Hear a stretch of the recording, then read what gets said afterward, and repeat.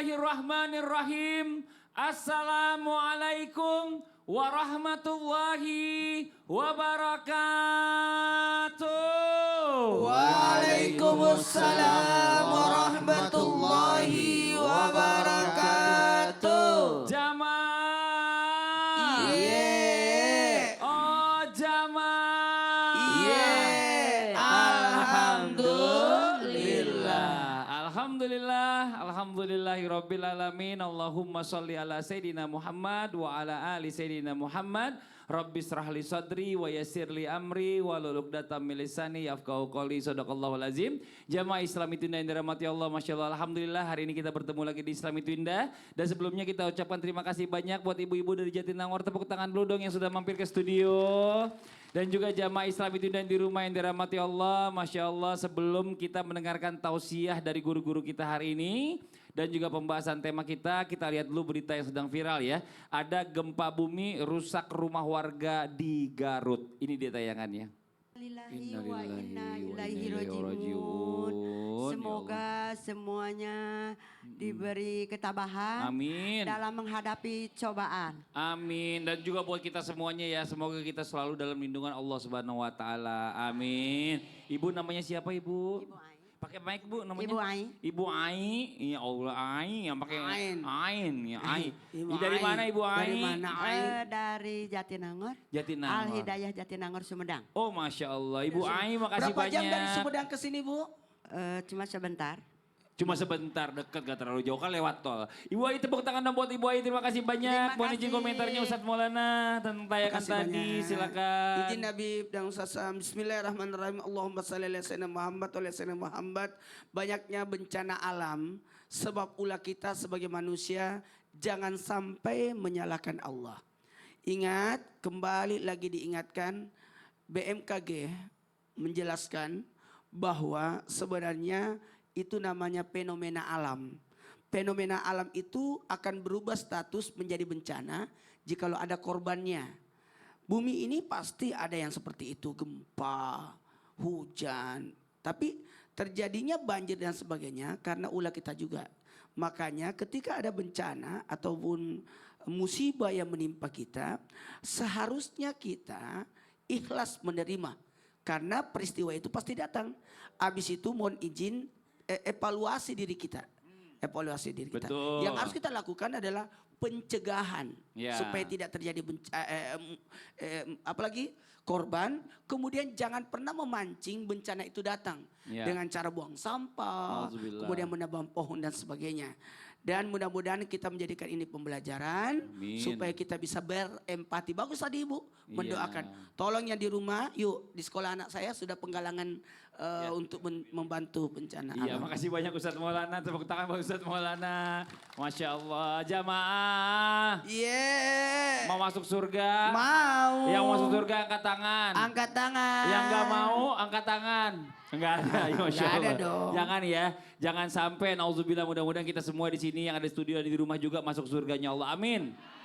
Tapi ada juga ternyata perilaku-perilaku kita yang tanpa kita sadari yang akhirnya membuat kita tertolak oleh Allah Subhanahu wa taala masuk surga. Nah, nih yang perlu kita pelajari sama-sama, yang perlu kita ketahui kira-kira apa aja. Tema kita hari ini bagus banget pembahasannya tentang apa sih? Tentang rugi banget orang ini tertolak surga. Nauzubillah summa nauzubillah.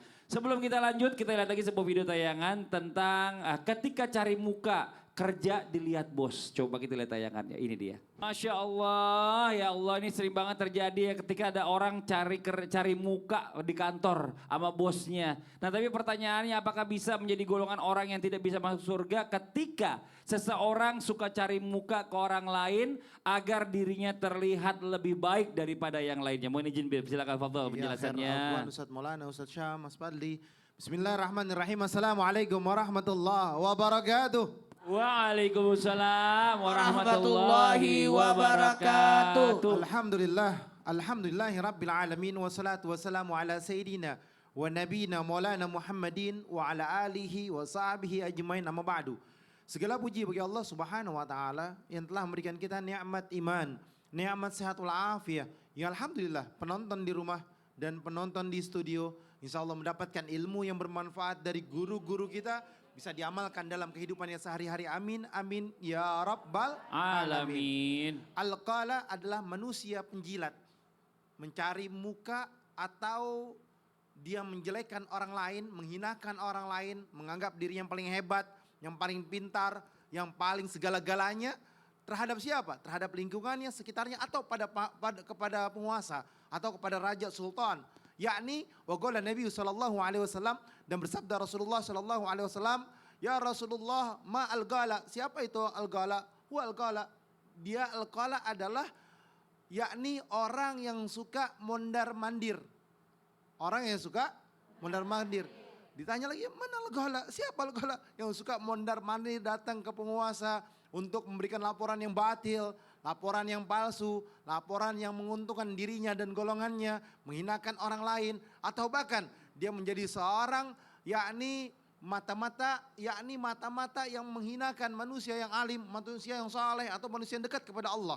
Sehingga kehancuran yang terjadi pada dirinya. Atau boleh jadi Anda punya teman kerja yang kerjaan itu bagus, kerjaannya itu memang betul sesuai dengan kerjaannya, tetapi dijelekin, diomongin, dia membuat orang itu nggak kerja lagi di tempat tersebut, atau jabatannya misalkan seorang manajer atau seorang supervisor atau apapun, dia menduduki jabatan tersebut dengan cara yang batil, menyingkirkan orang lain dengan cara yang batil, sehingga apa? Sehingga menjadi sebuah kehancuran bagi temannya, ghibahin, adu domba, namimah di dalamnya. Penuh dengan apa?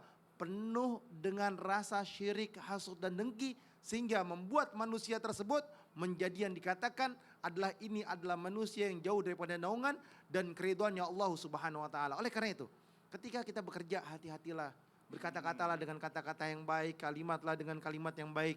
Jangan menghinakan, jangan menjelekan, jangan mencaci, memaki, atau bahkan membuat teman kita, keluarga kita, atau saudara kita yang berada di tempat itu kita jatuhkan karena ucapan kita yang timbulnya fitnah ataupun adu domba. Makasih banyak Habib, tepuk tangan dong buat Habib. Masya Allah ya, banyak orang zaman sekarang itu senang lihat orang susah, susah ngeliat orang seneng. Ya Bu ya. Nah tapi yang paling bahaya itu kalau kita melakukan hal-hal yang musyrik. Bu, hati-hati Bu, jangan percaya tahayul. Ya Bu ya. Kadang-kadang tahayul bisa bikin kita musyrik, dan pertanyaannya apakah orang yang selalu melakukan hal musyrik sudah pasti tertolak surga ya?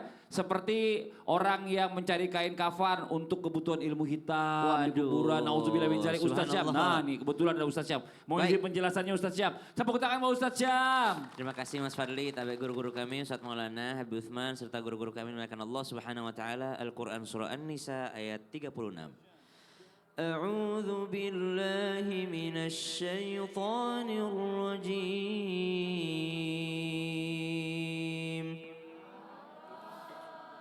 واعبدوا الله ولا تشركوا به شيئا وبالوالدين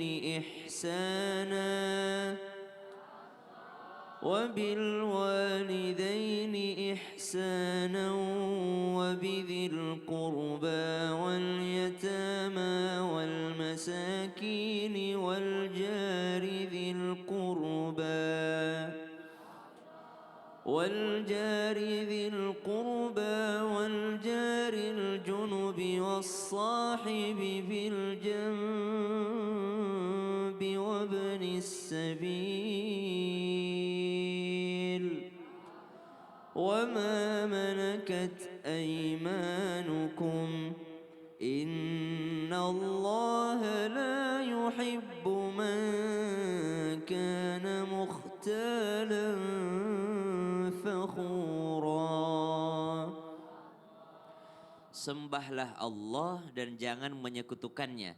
Lalu setelah penggalan ayat ini adalah amalan-amalan yang lain seperti berbuat baiklah kepada orang tua, kepada tetangga, kepada orang fakir, kepada orang miskin, perbuatan-perbuatan baik yakni sosial yang lainnya.